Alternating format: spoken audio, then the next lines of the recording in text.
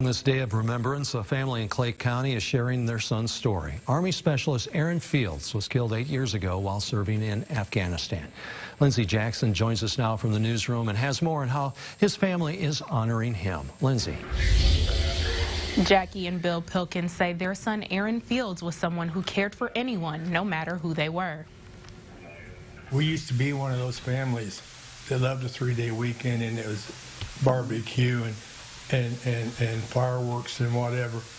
When Aaron died, the real meaning of Memorial Day hit. Aaron Fields served in the U.S. Army as a specialist. Jackie Pilkins says her youngest son was the light of her life. He was the best part of me, and I'm very proud of him.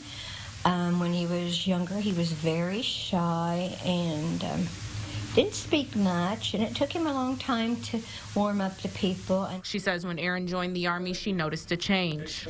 And then when he went into the Army, it really built up his inner strength. It built up his ability to talk to people and just be an all-around great guy. Aaron spent 6 years in the Army before he was killed in action in Afghanistan.